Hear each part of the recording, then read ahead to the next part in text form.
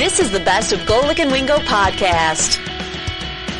Happy Thursday, buddy. Glad you're with us. Welcome in. Golic and Wingo on ESPN Radio and ESPN News. Chris Canty in for my Golic. Trey Wingo is here with you. Chris, how are we? I'm good, Trey. How's everything with you? Surviving, brother. Surviving. So, Chris, springtime finally arrived in Bristol, Connecticut. Yeah, well, you know, we had, it took forever. Okay. It took forever, just so you know. And we made it. But we're here. We're here now. We're here, and we're celebrating the good times. We are presented by Progressive Insurance. All phone guests will join us on the Shell Pennzoil Performance Line. We got a lot to get to, by the way. Chris, of course, former NFL player that played with the Giants, the Cowboys, and the Ravens, won a Super Bowl with the New York Giants. Also a member of ESPN 98.7 New York, ESPN Radio there. So you're double dipping today. You're doing major work. Yeah, I got 7 hours of radio ahead of me, but I get the chance to work with my guy. We'll actually have Michael K in studio. So it'll be like old home week for you. Exactly. Two guys from the Bronx in the studio can never be a bad thing. We'll get to talk about the Yankees. And the other thing is we're going to need to set the record straight because Chris was part of the draft, and we had you on before the draft, and you had the honor of announcing the second-round pick of the New York Football Giants. Third-round pick of the New York Giants. And there was a little controversy, and I gave you some grief over it. I'm not going to give it away now. But as we did a deeper dive into what happened, it turns out you were set up to fail. I was set up to fail, but you're my guy, and you threw me under the bus. I did. And then you text me later on that night, and I got the full story. Let's put it this way. Rule number one, kids, when something happens, take a deep breath, take a deep dive, and then learn about everything that might have gone wrong, and then you'll figure it out eventually. So essentially the opposite of what the NFL does. Yes, we got a lot to get into with that. The NFL Anthem policy came out, and all they've done is manage to throw gas on a fire that was completely doused, in my opinion. We'll figure it out. We'll try and get through that. We'll get you ahead to Game 5 tonight in the Western Conference Finals, a huge one now as it's back in Houston, tied at 2, and the Rockets see if they can capture on the momentum of what happened in Game 4. Plus, we've got a lot to talk about with what happened in the Eastern Conference Finals last night. We'll get to all of that by starting with what's trending, and now the Celtics are one game away from playing in the NBA Finals. They beat the Cavs 96-83 to take a 3-2 series lead. Boston has now won 10 straight home playoff games, tying the NBA record for a single season, Chris. Well, here's the thing. When you look at last night's game, you knew that the Boston Celtics were going to play better because role players play better at home. And that's why both of these teams have been pretty good at home. The Boston Celtics undefeated this postseason at home. The Cleveland Cavaliers only have one loss. So when you saw that the Cleveland Cavaliers were trying to put together little stretches, plays, build momentum in that game, the players for the Boston Celtics, namely Marcus Morris, Marcus Smart, and Al Horford, were able to come up with some hustle plays, some impact plays to bring the momentum back in Boston's favor, and ultimately that ended up being the difference. I think the turnovers in the second half really hurt the Cleveland Cavaliers' chances in being able to mount that comeback. Al Horford played the way he's played through most of this NBA postseason. He hadn't been a dominant figure in this series against the Cavs, but he was great in the first two series. Again, he only had 15 points, but he was plus 22 on the night.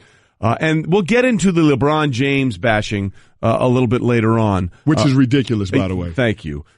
Listen, LeBron led all the Cavs with 26 points, but put it in perspective. He had 26. The rest of the Cleveland Cavaliers starters had 24 points. And we can have a discussion about fatigue and being tired and disengagement, if you will, which I don't even know. Where's the disengagement-o-meter? I don't know how to register that. Is that a second spectrum stat? I'm not sure.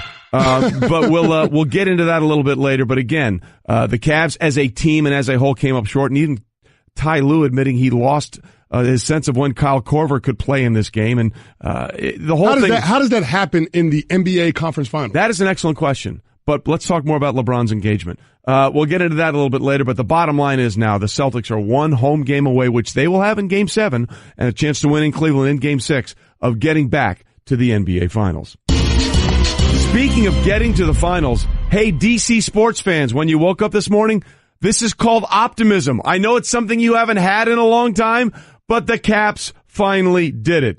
They advanced to the Stanley Cup Finals for the first time since 1998 by beating the Lightning 4-0 in Game 7 in Tampa. Alex Ovechkin scored the first goal of the game with just over a minute gone in the first period, the earliest goal to open a playoff game in his career. Well, here's the thing. If they don't score, they can't win. And Braden Hope has them back-to-back shutouts in Game 6 and Game 7. That's ultimately the difference, but it's great to see the Caps finally get to the Stanley Cup Finals with Alex Ovechkin, talking about one of the greatest goal scorers in this era in the National Hockey League, and he'll have a chance of going up against this year's great story, which is the expansion Las Vegas Golden Knights being able to actually get to a Stanley Cup Finals in their first year. Yeah, if you look at the Final Four teams that were there when it was all said and done, if you're the NHL, if you're being honest with yourself, the idea of the upstart Golden Knights out of Las Vegas, the bright, shiny new toy, and look, this unbelievable story against a team with a superstar from a big market that has never been able to be on this stage. This is kind of the matchup you kind of felt you were hoping for. No, right? To drive viewers. It's exactly what you were hoping for. You just didn't think it was going to be able to happen. But seeing the Washington Capitals finally get over that hump and Alex Ovechkin finally get a chance to play in the Stanley Cup Finals, like that's a great story. And then, of course, the Las Vegas Golden Knights. They needed that to be a success out there, and it absolutely was.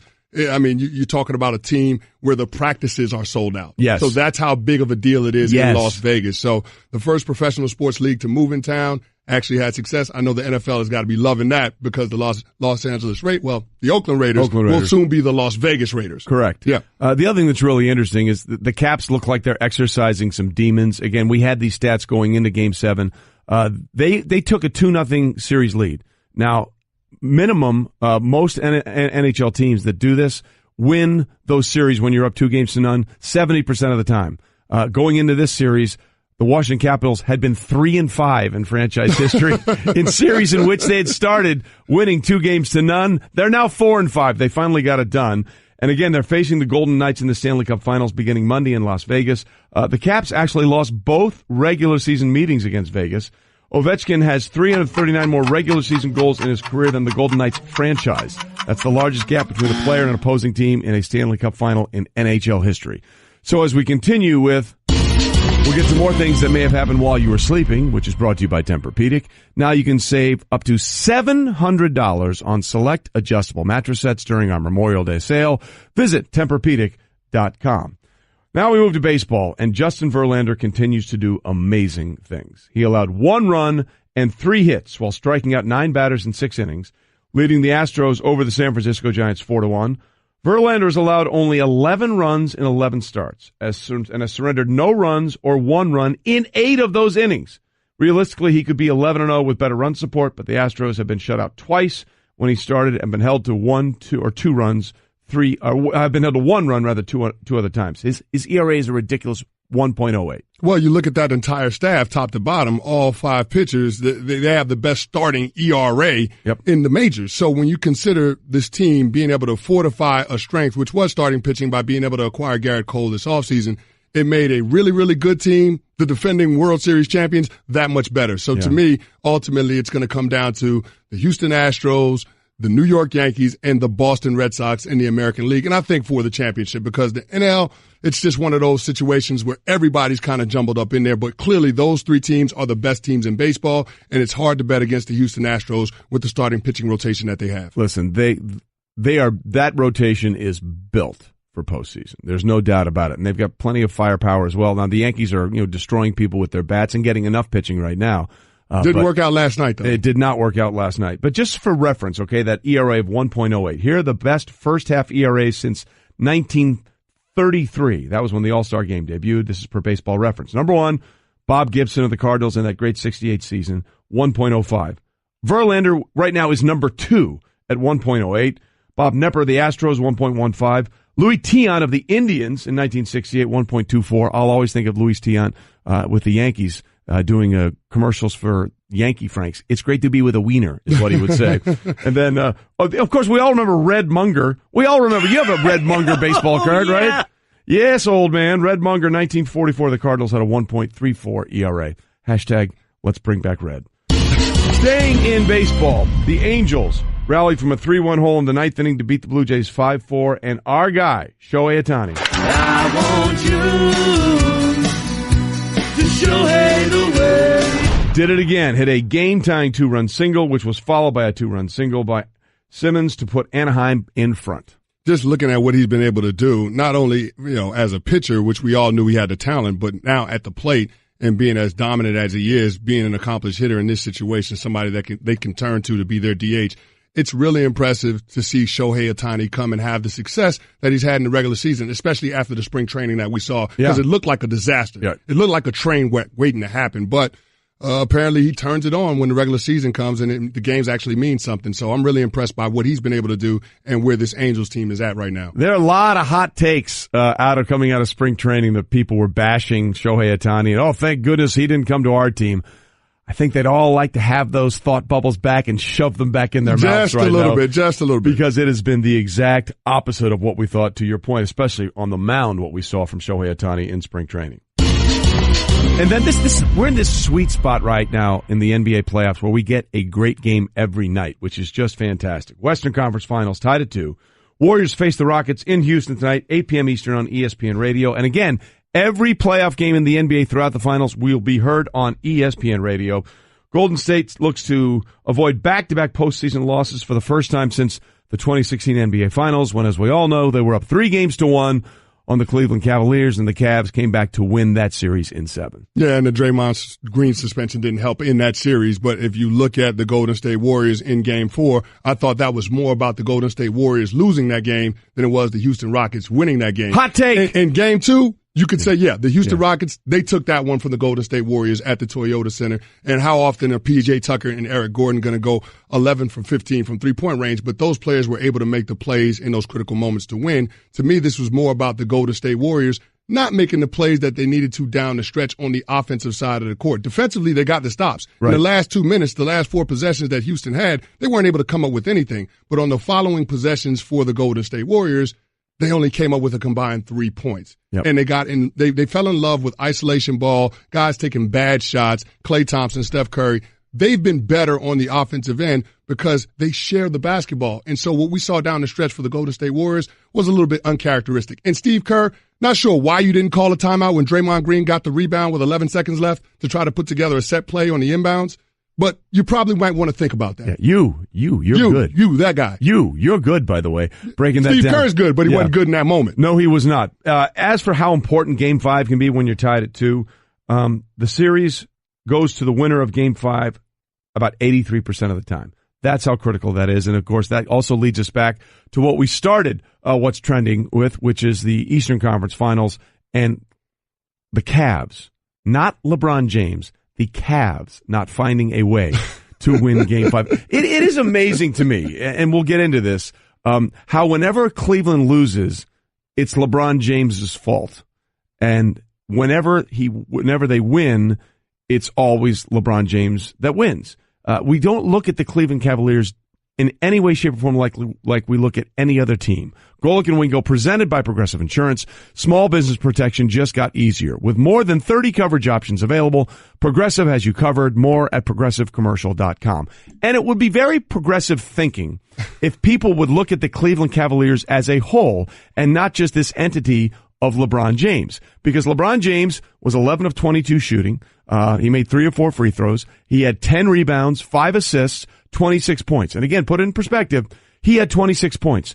The rest of the starters combined had 24 points. That is not a recipe for success. Yet after the game, everybody's talking about something to do with LeBron James and his fault and his interest level, his engagement level. And our guy, Tim Legler, even went here. Biorhythms. I made a note 5 minutes into the game. It's one of the first notes I wrote down tonight was, why is LeBron grabbing his shorts and bending over on a free throw attempt 5-6 minutes into the game? It just didn't look right. They're going to feed off of this guy's energy level. Sure. He's been sensational. Obviously, what he has done in the postseason is almost superhuman. But tonight, for whatever reason, he just didn't have it. His biorhythms were not working for him tonight. Okay, so we got biorhythms, right? Biorhythms, okay? Now Leg's going all sports science on us. Yeah, now let's listen to Freddie Coleman from Freddie and Fitzsimmons. So we got biorhythms covered. Now let's see if we can have some other abstract things that might be covered in talking about LeBron James. It's inexcusable how Cleveland can come out and play like that. And I'm placing this at the feet of LeBron James and Tyronn Lue. LeBron James had those fantasy basketball numbers, 26 points. He had 10 rebounds. He had 5 assists. He didn't look engaged at all in this game. And that clearly was able to transfer to everybody else on this basketball team, where if you win this game 5, like I said, Boston would be done. They've only won one playoff game on the road this postseason. You would have taken care of your business and gone to the NBA Finals. Instead, if you wanted a game 7, fine. But there's a better way to go about that if you're the Cleveland Cavaliers. Okay, so we've got biorhythms and engagement. Now, let me just ask you a question. Okay, when you hear those things in discussing why the Cleveland Cavaliers lost, what is your reaction? My reaction is that LeBron James, being the best player in the world, can't carry this supporting cast when it comes to being able to win on the road against the best defensive team in all of the NBA. How dare you make sense, Chris Canty? How dare you look at things logically? How dare you understand the reality of the situation and not fall into, I love Freddie. Don't get me wrong. He talked about fantasy numbers. No, 26 points, 10 boards. Those aren't fantasy numbers. Those are actual things that happened. Biorhythms and disengagement, that's fantasy. Well, here's the thing. We look at it differently with LeBron James because he is the best player in the world, and no player has more influence on his team and really all of the NBA than LeBron James. So in terms of being able to be held accountable for his team's performance, you can understand that because he's the one that's supposed to set the tone. He's the leader of the Cleveland Cavaliers. And to see the lack of effort from the other guys, the supporting cast, especially on the offensive end, it's just one of those things that's disappointing. But this is when you miss a player like Kyrie Irving. Thank you. This is when you have to have somebody other than LeBron James that can create on the offensive end, and you really don't have that difference maker. I understand that Kevin Love is an all-star, but he's not a guy that can create for other players in and of himself. So I think that when you look at the Cleveland Cavaliers team, I think that it's built for LeBron James to be able to distribute the basketball, but when the opposing team's defense makes it tough on him, then it's hard for those other guys to get going. Remember what Brad Stevens said earlier in this series. He said, you can't stop LeBron James, but our goal as a team is to make it as hard on him as possible for as long as possible. And that's exactly what they've done throughout this series, especially at home in TD Garden. Yes. And again, people, why didn't the Cavs take care of business? Well, wait a minute.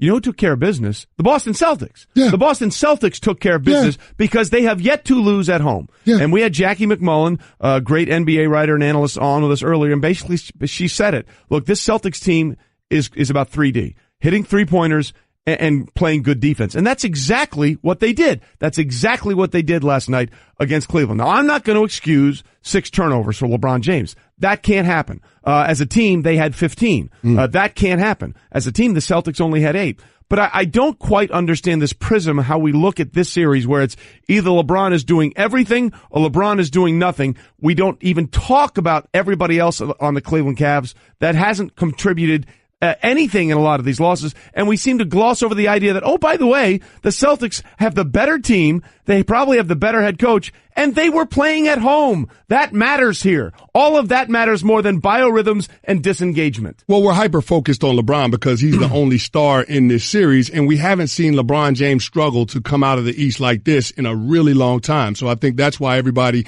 is trying to figure out what's going on with LeBron James. But you got to give credit where credit is due. The Boston Celtics are a good team. Now, maybe the individual parts aren't as good man for man as the Cavaliers, but collectively, the sum of what the Boston Celtics are bringing to the table is better than the Cleveland Cavaliers. And ultimately, that ends up being the difference. Bill Parcells used to say this all the time. The best players don't always make the best teams, but the best teams always win. Yes. And that's why the Boston Celtics are ahead in this series right now, 3-2. Yeah, look, you're absolutely right. The better team won last night because they were at home. They were younger. I mean, they're the youngest team in the NBA. People always talk about the Sixers. The Celtics are actually the youngest team in the NBA. So let's get back to the tired thing here real quickly, okay? Because you're not going to let it go today. No, I can understand. You're not going to let it go. I can understand how players are tired, and everybody's tired at this point.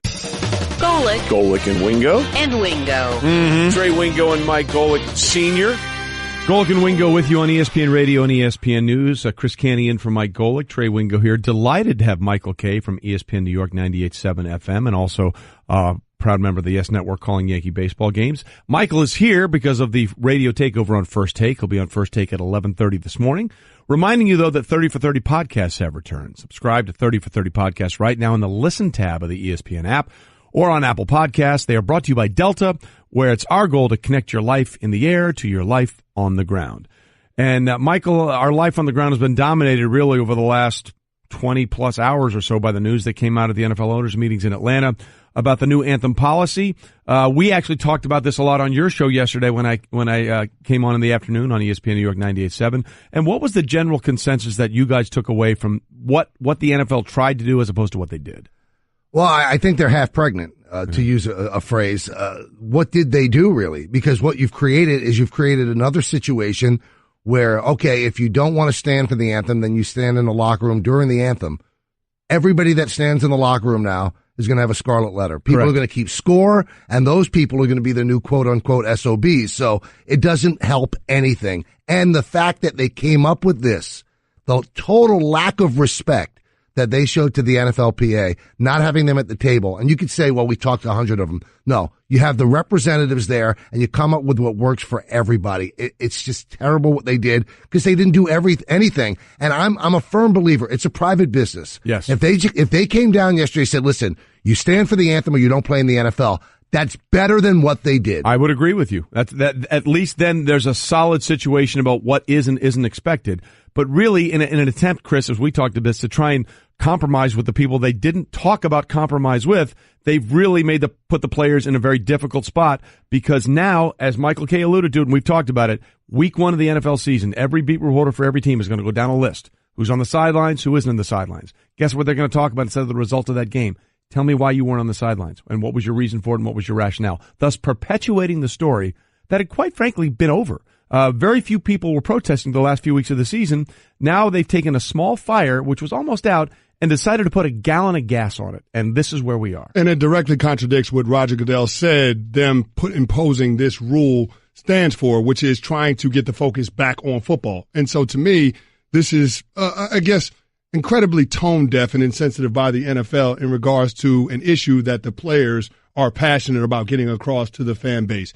They're using their platform in a peaceful way to try to send a message about criminal justice reform, arrest-related death disparity, and police brutality. And it's a message that is still relevant today in light of what we saw from the Milwaukee Bucks player Sterling Brown and how he was treated by the Milwaukee Police Department. But, Michael, I guess my biggest question is how, in less than a calendar year, did the NFL owners have this 180 in terms of their support for their players and the right to protest during the anthem and send this message?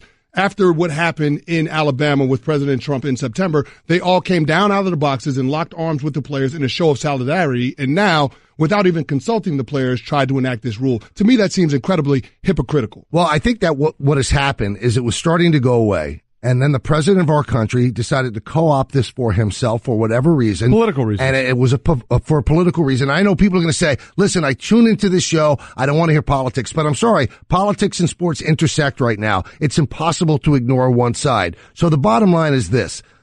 The NFL owners are running scared about alienating a base. Every base is important. And President Trump has a very solid base. And if he came out one day and said, you know what, the NFL is doing it wrong, you guys shouldn't be watching their game, I think the NFL owners are running scared of that, so they don't want to lose that base. But there's another base as well. I think the answer to this, because the NFLPA was so ignored, what you have to do, be a union, get together and say, not one of our players is coming out for the anthem, or everybody's coming out and everybody's kneeling. If everybody does it, what could they possibly do? Either enact the rule like they have in the NBA. If you're on the court and the national anthem is being played, you must stand there and you must pay attention with respect. This is just not a solution to sit and think that they sat in a room and came up with this.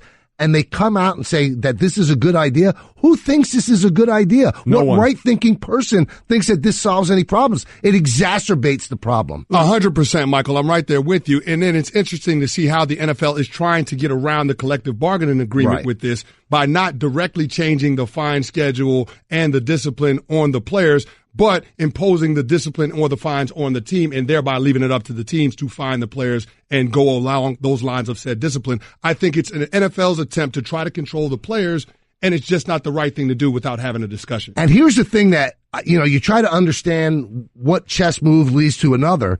Woody Johnson is the ambassador to the UK for President Trump. Correct. Chris Johnson is actually running the Jets for Woody Johnson. He's the chairman and now. Chris Johnson comes out and says, if we get fined, I'm not passing it along to the players. I'll take the fine. None of this, the puzzle pieces don't fit, Trey. They don't fit. I don't understand where people are going with this. But yet we say the support for this was unanimous amongst the owners. Yes, except two owners didn't vote. I mean, right. Look, the other thing here, which is part of the problem, and we're running out of time here. Go past the clock. We got a hard out. Clock integrity, Michael K. Clock integrity is very, very important. The other thing here, I would really like to hear from Alejandro Villanueva, the Pittsburgh Steelers offensive lineman, who last year when his team stayed in the locker room, he came out because as a former Army Ranger, he felt it was important, and that created a problem for the teammates and himself. Next, you're holding up the line, ma'am. What did you say? You're next in line for the water slide, ma'am. Feet forward and enjoy the ride. Okay, dearie, this does look fun. Whee! You melted me. I've melted. The Wicked Witch of the West on a water slide? Surprising. What's not surprising? How much you could save by switching to Geico. See what you've done. Oh! Geico. 15 minutes could save you 15% or more. Golic. I tell you what, a great sports night last night. Yeah. No doubt about it. And Wingo. What a day, what a show, what a time. 1, 2, 3, 4. All right, we are fired up. It is our time for our favorite time of the week. It is Golic and Wingo here. Chris Canty in for Mike Golic. This is your debut in Bretomology. Yeah, I'm looking forward to it. Are you ready for this? I hope you didn't oversell it, though. Well, no. Listen, you're a UVA guy. You're smart as a whip. You'll nail this thing. Okay. Researcher Brett has come up with the idea of these phrases that we all throw about, like nose to the grindstone was the one last week. Where the heck does that come from? Yeah. So he's come up with, every week he comes up with 4 phrases, and because of his brilliance, he comes up with the actual origin, then comes up with a fake one, and we have to determine which one is real. This is so popular that our other researcher, Riley, who is doing something else today, has showed up today in the control room just to be a part of Bretomology. The official standings are like this. Of course I'm leading. I'm 18 out of 28. Golic is 14 out of 28. Junior is 4 out of 8. Jeff Saturday is 1 out of 4. So that's the margin for you. That's a low bar. As a guest etymologist or Bretomologist, try and beat 1 for 4. Okay. We ready? Everybody ready? Control room, you ready? America, you ready? Brett, are you ready? I'm ready. Let's play the game. All right. Phrase number 1, hair of the dog. When you have familiar with that term. When you have a drink to familiar. All right. Did it begin literally from the 18th century scientist Robert James, who published A Treatise of Canine Madness in 1760? In the case of being bitten by a sick or rabid dog, James' passage recommends the hair of the dog that gave the wound is advised as an application to the part injured. Oh, my gosh. Or was it always figurative? From the English poet and playwright John Haywood, who coined a number of proverbs in the 16th century. In a collection of proverbs he wrote, in 1546, Haywood said, I pray thee let me and my fellow have a hair of the dog that bit us last night, and bitten we were both to the brain all right.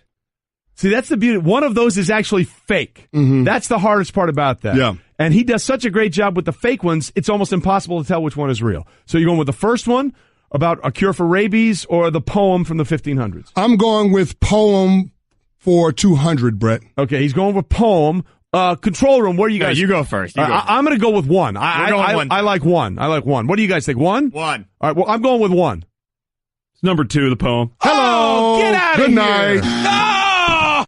Really? Phrase number 2. Dang it. Kangaroo court. Okay. An unauthorized court or sham legal proceeding.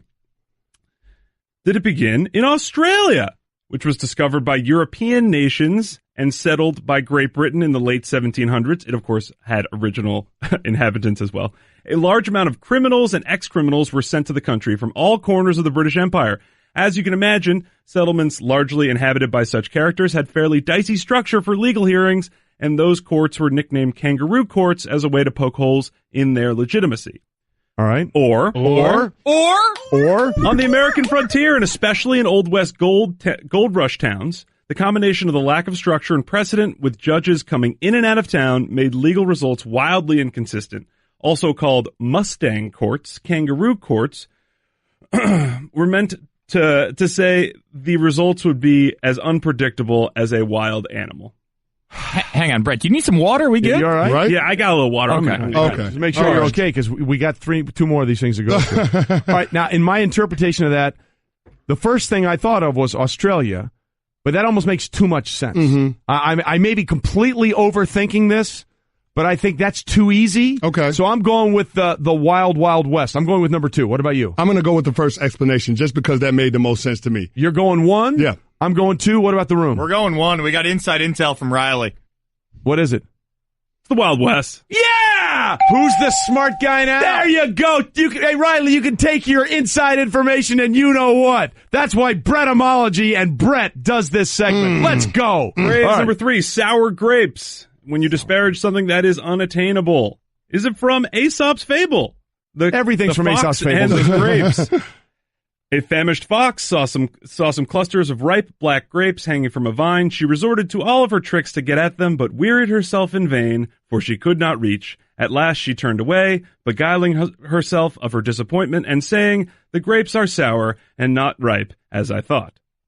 Or from the book of Numbers, the 4th of 5 books in the Torah. Numbers 4:13 reads, "Lo, that ye without a vine to thy name call thy neighbor's grapes sour, for thou doth covet thy neighbor's vines for thyself."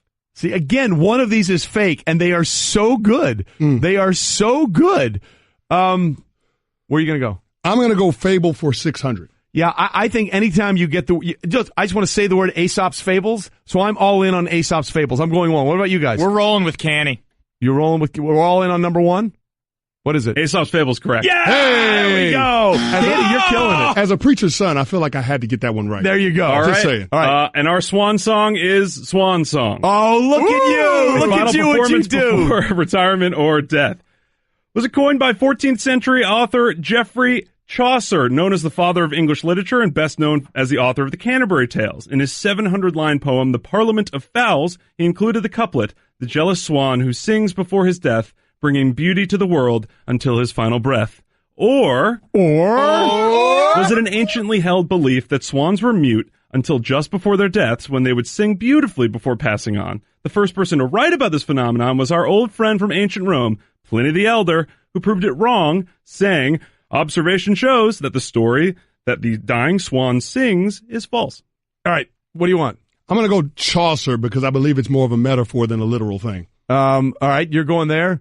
I got 20 seconds. I'm going to go the other one just to go the opposite of you. We're with Wingo. Yeah. Pliny the Elder. Yes! Who's the smart guy now? Yes! Whenever you can get Pliny the Elder and Aesop's Fables in a segment, bang! Listen, I beat Jeff Saturday. That's all I had to do. That's all that mattered. You cleared a high bar. Golic and Wingo. It was all sort of one big giant Jell-O mold. It's very interesting where that went. Moving through a Thursday, glad you're with us. Golic and Wingo, ESPN Radio and ESPNU for the final hour. We are presented by Progressive Insurance. All phone guests join us on the Shell Pennzoil Performance Line. We got a huge game coming up tonight in the Western Conference Finals. It'll be the Houston Rockets hosting the Golden State Warriors with a chance to really continue the momentum that they seized in the fourth quarter of that game at Oracle Wednesday night. See if they can do that again and take a stranglehold, go up 3-2, knowing all they have to do is defend home court in Game 7, and they will go on to the finals. Glad you're with us. Chris Canty in from Mike Golic. Trey Wingo's here. We got Dominique Foxworth coming up in just a few seconds. We'll get to him and his take on what the NFL did at the owners' meetings yesterday, but let's start with what's trending, and we'll talk about what happened last night in the NBA playoffs. Celtics beat the Cavs 96-83 to take a 3-2 series lead. Boston has won 10 straight home playoff games, tying the NBA record for a single season. And, we can talk about the body language and everything else in LeBron James as much as we want, but I'll just leave you here with this, Chris. LeBron James had 26 points. The rest of the Cleveland starters had 24. It was the 5th time this postseason that LeBron James has outscored the rest of the starting lineup, the most in one postseason in his career. So Tristan, where do we see the loss coming? Well, here's the thing. I mean, everybody wants to blame LeBron James because he's the star player on the Cleveland Cavaliers, but the supporting cast has got to come to play. And outside of Kevin Love, everybody in the starting lineup was a no-show. Tristan Thompson, George Hill, and J.R. Smith combined for a whopping 10 points. So, I mean, when everybody wants to be critical of LeBron James, especially with his effort on the defensive side of the court, you realize that LeBron has to pick and choose his spots in which he's going to impact the game.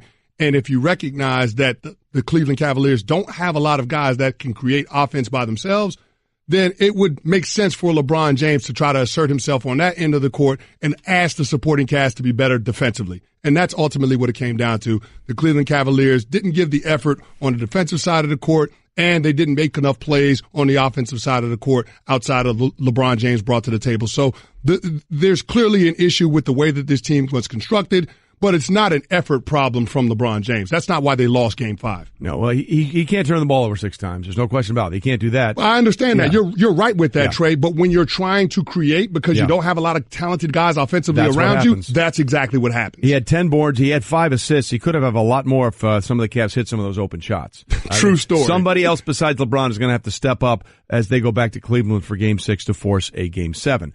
All right, we got lots to get to today. We'll talk a little bit coming up later this hour about the Houston Rockets and what they can do or what the Golden State Warriors can do in their Game 5 to see who can take that 3-2 lead, which usually is the tipping point in a series. In a series tied at 2, you take that 3-2 lead. I think it's 83% of the time the team that wins Game 5 goes on to win. But we have other things to talk about. Golic and Wingo here with you on ESPN Radio and ESPNU. Chris Canty in from Mike Golic. A lot of reaction coming in, and deservedly so and not unexpectedly, about what happened yesterday at the NFL's owners' meetings in Atlanta, where they came up with a new Anthem policy that essentially says you don't have to stand, but if you're not going to stand, you got to be in the locker room. Thus, anybody that doesn't stand and isn't on the sidelines pregame is going to have the scarlet letter on them. Don't think that really was what they had in mind, or maybe it was. I don't know. For more on this, let's bring in our pal and our teammate Dominic Foxworth of The Undefeated in the Morning Roast on ESPN Radio, Sunday morning from 9 to 12 Eastern. He joins us on the Shell Pennzoil Performance Line. Dominic, obviously a longtime player in the NBA, and NFL, and a former president of the NFLPA. Dominic, first of all, thanks for being with us this morning. I want to get your initial reaction to the policy as you heard it for the first time. Oh yeah, I was surprised, frankly, because as we all are probably tired of this story, it's been around for 2 years. I know that the NFL is probably tired of this story also, and I don't want to say the same things that everyone's been saying, but it just makes no sense of how the decision they made yesterday kind of resurfaces all of this and makes it a talking point at least through week 1 of the season and probably much beyond that.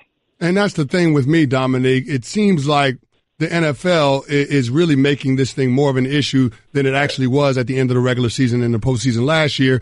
And it's contradicting what Roger Goodell said the rule was supposed to be about in the first place, which is putting the focus back on football. What I don't understand is how you can come to a compromise or what's being framed as a compromise without having a discussion with the NFLPA or with actual NFL players. Because what it is a compromise amongst the people in that room. And it took them so long to get to this point, and this rule or policy change is so convoluted and complicated because they don't, as we've seen, there have been some dissenters. While there weren't any dissenters in the vote, there were some people who abstained. There have been some dissenters in the ownership group and the people who run teams. They've dissented publicly with their opinions on this. It seems that they aren't on the same page. And what is really interesting to me about this, and I've come to learn to do this with any of the decisions that Roger Goodell is involved in, is Roger is a politician. And while we all want to kind of paint him as a bumbling idiot sometimes with some of the decisions that he made, we've kind of seen that those decisions were for a reason, and they're to kind of galvanize support amongst a constituency of owners so he can do the things that he wants to do. And I think we can look back on all the decisions that he's made and pushed through that we've thought were unwise. We can look back and see what he was doing. But that's what's really confusing about this one is the one time where it seems like he's trying to please everybody, and it doesn't seem like this is going to pan out or work out for him because he's been willing in the past to be kind of the GOAT publicly and take all the criticism. But in actuality, what he was doing was currying favor with a group of owners and pushing through something that they wanted to happen. But I'm not sure that any owner is actually walking away from this happy. So it doesn't really make sense to me why Roger is behind making this happen. And I'm not sure that he wants to make this happen. Dominic Foxworth with us for The Undefeated, the Morning Roast on ESPN Radio. A longtime player in the NFL, was very heavily involved in the NFLPA during his playing days. And I think Dominic, we need to come out with something off the top. There was no win here for the NFL no matter what they did, right? No matter what decision they made, they were going to get roasted by somebody somewhere, correct? We can all acknowledge that. I think doing nothing was a win. Doing nothing is doing something in some cases, and I think men in particular have a hard time just realizing that you can't make a situation better.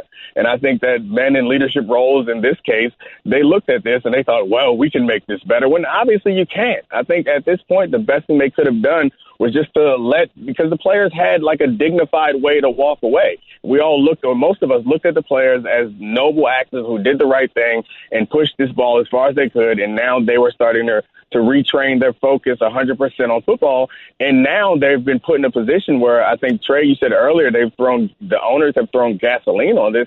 The players have been put in a position where they're, one, being challenged, and you know how football players respond to being challenged, and two, they've been put back in the spotlight. And many of those guys will feel as though they look cowardly if they don't now kneel. And we have owners like you guys mentioned well, I guess he's not the owner, but running the team now. Chris Johnson. Chris Johnson. Sorry, I couldn't the Jets, pull that name out. Nice job. Yeah, so he's coming out and supporting those guys, and I think that it's created a situation where the league has taken sides and they forced each of the teams to take sides when the NFL has kind of stood by in the past wanting to be kind of impartial. But now they seem to have taken a side, and it's not the side that I would have pushed them towards. But if you're going to pick a side, I guess that's the side that they think where the money is, and I'm not sure that that's true. Dominique, I will agree with almost everything you said except one thing. The idea of doing nothing might have been the best solution in terms of reality, but then there's perception. And our President Trump, appeared on Fox and Friends this morning. They wanted to get his reaction to the new policy. He would have appeared on Fox and Friends if they had said, we're not going to change anything. And then they would have asked him, what about you not changing anything? And the exact thing that they fear the most is a reaction from the president, and the base that follows him rabidly would have been riled up even more. So while I agree with you in the long, grand scheme of things, maybe doing nothing might have been smart, but you know what would have happened if the president had been asked that question about them not doing anything to change it. Do I get a chance to push back, or because it's your show, we got to end on that? Huh? No, keep going. Okay. No, I think that it's I think that it's become a story because of that. I mean, there are plenty of things that our president has to worry about and focus on. If he said just one throwaway thing that the NFL hasn't done anything, my guess is that we would have moved on.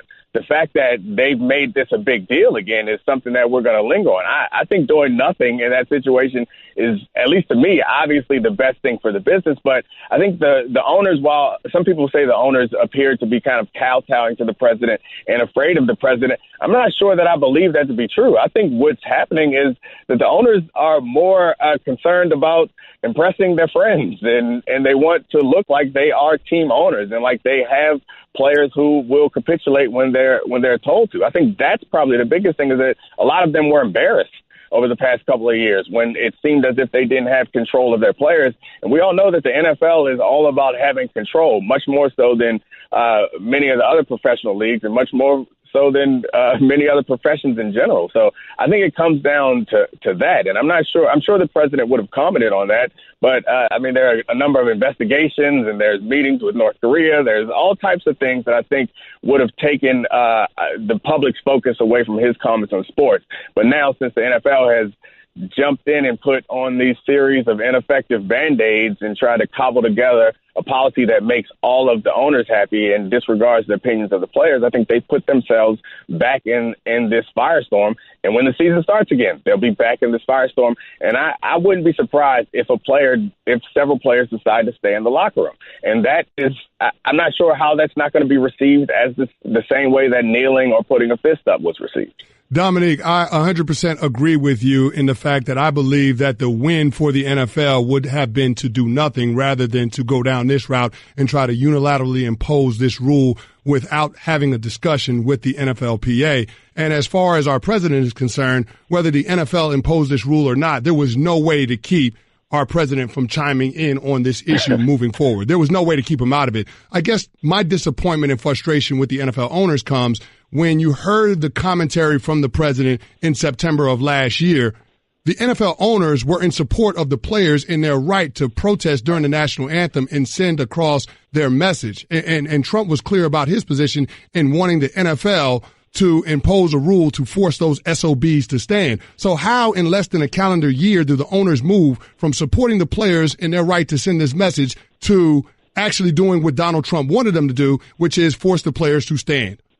Well, the players aren't a monolith, and the owners are not a monolith either. So I think that while many of the owners probably did support the players, I think there were a number of owners who, like I said earlier, did not support them and were embarrassed by it and wanted to address this. And Dominique, that may well be true, but a lot of the owners in the NFL did come out of the box and lock arms with the players on the sidelines after the commentary from President Trump. So they wanted the perception to be that the owners were in support of the players' right to send that message.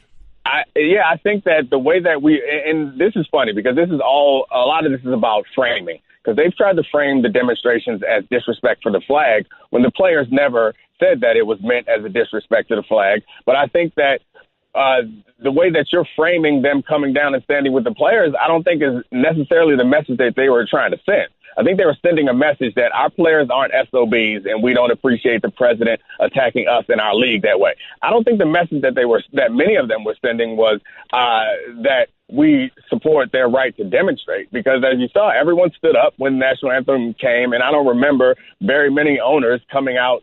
And what stands out in my mind is what happened with the Houston Texans, where the ownership there kind of came out and tried to backpedal a little bit and then came out unnecessarily, much like in this case, came back out and said it was a mistake to even apologize in the first place for the things that he said about the inmates running the asylum, I think, when he was referring to the players forcing a new rule change. So, I think that it's all about the way we frame and characterize these things. And while the players didn't want it to be framed as disrespect to the flag, the president and many other people have successfully forced the players to be viewed as disrespecting the flag. And I don't think that them linking arms with the players was necessarily meant as them supporting the players' right to demonstrate, as much as it was they felt they needed to do something and show that they didn't agree with the way the president was characterizing the players as SOB.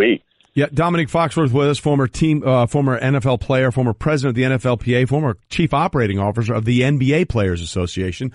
So he has a healthy working knowledge of what it means to be working with people instead of trying to come up with solutions against them or separately. I want to play a couple of pieces of audio for you because obviously a large factor in this is how President Trump reacted in October and what the NFL players and the NFL owners thought he might react going forward. So the new policy came out yesterday. The president appeared on Fox and Friends this morning, and I want to play for you and a large part of the audience that hasn't heard it, his response to a question about the new policy. Well, I think that's good. I don't think people should be staying in locker rooms, but still, I think it's good. You have to stand proudly for the national anthem. Well, you shouldn't be playing. You shouldn't be there. Maybe you shouldn't be in the country. You have to stand proudly for the national anthem. And the NFL owners did the right thing if that's what they've done. If that is the story, do you feel like you pushed this story forward and you pushed this to a conclusion? I think the people pushed it forward. This was not me. I brought it out. I think the people pushed it forward. This country is very smart. We have very smart people. And, you know, that's something ideally could have been taken care of when it first started. It would have been a lot easier. But if they did that, they're doing the right thing. Okay, so that's the president. Now I want to get you to listen to Jimmy Haslam, the owner of the Browns, and what he had to say. I think throughout this process, all of us as owners in the league, Roger and the NFL, have grown much closer to our players as we work through this process. And I think the solution that we have come up with is a good one. So let's get your reaction to what you just heard, Dominic. Yeah, I mean, I can't speak to how close their relationships are with the players, but I think Chris hit it earlier. The players weren't in the room, so it's hard for them to try to group the players in this conversation. And I think the president pointed out there that guys shouldn't stay in the locker room. So this is to the point that you guys have been making all morning. They didn't solve anything. The NFL didn't solve anything because the president will still, at some point, either him or someone else who probably is partial to him, when the season starts, if players stay in the locker room, then that will become the new thing, is that staying in the locker room is now disrespect to the flag, when none of this was ever meant to be disrespect to the flag, only to bring attention to issues of that facing black men in the country. So I think it's important that we remind everyone that is how the players characterize their demonstrations, and for whatever players stay in the locker room, they have the right to characterize their choice in that way, and we shouldn't allow people to tell us what it does and doesn't mean unless they are the people. Like, it just seems absurd to me. It's like saying that this show is disrespecting breakfast by going on. Well, we might be. Listen, that might be a bad comparison because I'm sure people get sick every morning listening to us. Yeah, but I mean, just because your show is on during breakfast does not mean that you hate breakfast. Like, it just feels like a nonsense way to take down players. And I think we can't go without taking into account that, I mean, the NFL is largely black players who get paid millions of dollars to play a game. And I think while that game is hard and brutal, a lot of people are jealous and a lot of Americans are bothered by that. And they're easy target, particularly when elections roll around. It's easy to point at these kind of entitled young black jerks, and it galvanizes a particular base that I think coincides well with what Trump wants to do. Dominic, we were both active in the NFLPA during our playing careers, and I wanted to get your thoughts on the CBA and the implications of this rule and the NFL owners, in a sense, trying to get around the collective bargaining agreement by indirectly pressuring teams to fine or discipline players that don't adhere to the rule. Can it be interpreted any other way other than the NFL trying to get around the CBA? Yeah, I've been listening to you guys all morning, and I think you nailed it earlier where what they're trying to do is impose, which they can do, is impose fines on the teams and then allow the teams to penalize the players in any way. I think that is a direct way, or it is an indirect way to impose penalties on the players. But I do agree. I do believe that, again, this points out or illuminates another one of the mistakes in this situation is that they're going to put themselves in a situation where the player is going to make a decision to stand or kneel or put a fist up or whatever demonstration they decide, if that happens. And then the team is going to have to make another decision to either support or not that player's decision to do that. And then it makes the team and it makes the league take a side of the issue. And the NFL has made so much money over the years because they've been this kind of tabula rasa, blank slate that any type of organization would want to be affiliated with, where it's not particularly conservative. There's nothing about the NFL that seems offensive, and lots of big brands want to be associated with the NFL or with its individual teams. When you get in a situation where it appears that you're taking sides, I think that does limit the amount of people or amount of companies who want to affiliate themselves with you. So I think it's a bad decision because I think it's a poor decision as far as the rights of Americans and employees, and I think it's a bad decision because it's not even prudent professionally. But like I mentioned at the top, I think Roger Goodell and the league is always looking to appease a group of owners so that when they need to make their decisions, they can push through the things that they think are important. So that's what this seems like. It seems like they're trying to appease all of the owners, and we all know what happens when you try to make everyone happy is you end up not making anyone happy. And that certainly seems like that's the case from the reaction coming in from both sides of the spectrum. And we should point out, Dominic, because we really appreciate your thoughts and insights on this, that, look, this is a private business. They can choose to make the rules any way they want to, as long as they are constitutional and they're not infringing on somebody illegally. So that they have the right to do this. We're just trying to figure out, was this a win for them or not? We're running out of time, Dominic. We do have to go, but I appreciate you being here. But I want to leave you with this. If it is about, is what they say, respecting the anthem and respecting the flag, then the NFL has some issues they've got to deal with. U.S. flag code, U.S. code 36176. The flag should never be used as wearing apparel. And we see that all the time in a lot of ways. You can go on the NFL.com website and buy certain uniforms that have parts of the Stars and Stripes as part of the uniform. Dominic, we appreciate your thoughts this morning. Thanks very much. Thank you, guys. You got it, man, anytime. Golic makes me want to vomit and then punch you square in the face. And Wingo. Oh, he's saucy today. Golic and Wingo with you on ESPN Radio and ESPNU for this final hour of television. We're glad you're with us on a Thursday morning. I'm really concerned about the monster we've created with Brett, the researcher. Yeah, he's taking on a life of its own. I'm a little concerned. It started when he kept talking about he lived in college in UCLA at the same apartment building where Josh Rosen, the quarterback, lived. Mm-hmm. So then he started that, and then we went down the road of making him a part of the show with Brettomology, and then he dropped the beauty of Brett is my face today. I'm a little concerned about Stanzik. What have we done a bad thing here? Oh, we created a monster, and it was worse earlier. You guys were going late in the segment before Bretomology, and he got in talk back to me, and he said, they're taking all my time. Me and Cliff, he's a diva. What Brett's are a you diva doing, now. Brett? Brett, what are you doing? Look, I know that the segment needs time to breathe, and I wanted to make sure that it got all the time that it deserved. Or you're a diva. Or you're a diva. That's fine. There you go. Look, if you're going to go down the diva road, own it. Own it. That's what I'm saying. Just own it. Embrace it. Go. Yeah, he's a me guy. Go full Mariah Carey, baby. He's the guy that answers. Walk that walk. He's the guy that answers. There's no I in team with there's an I in win. Exactly. I will say I've heard certain talent on the desk say that this is the best segment of the week when we do Bretomology. There it is. So, you're right. Feeding the ego. There you go. Well, that is on me. No breakfast for you. We'll take care of that. By the way, ESPN Deportes will be the Spanish language home of UEFA Champions League final this Saturday, May 26th, 2:20 Eastern, 11:20 Pacific. Will Real Madrid make history and win for a third consecutive year, or will there be a new champ in Liverpool? Champions League final, May 26th, live and in Spanish on ESPN Deportes and the ESPN app. All right, so we've been talking a lot today about the conversation that has been dominated over the last 24 hours or so by the news that came out of the NFL owners' meetings yesterday in Atlanta, that there will be a new Anthem policy, and basically the policy is you can do either one of these things, but you got to do it in certain places. It sums it up, right? So we had Michael Kay on earlier today from ESPN New York 98.7, also with the Yes Network. He's here as part of the radio takeover for First Take. And Michael Kay had this to say about his reaction to the new policy. It doesn't help anything. And the fact that they came up with this, the total lack of respect that they showed to the NFLPA, not having them at the table. And you could say, well, we talked to 100 of them. No, you have the representatives there and you come up with what works for everybody. It's just terrible what they did because they didn't do anything. And I'm a firm believer. It's a private business. Yes. If they came down yesterday and said, listen, you stand for the anthem or you don't play in the NFL, that's better than what they did.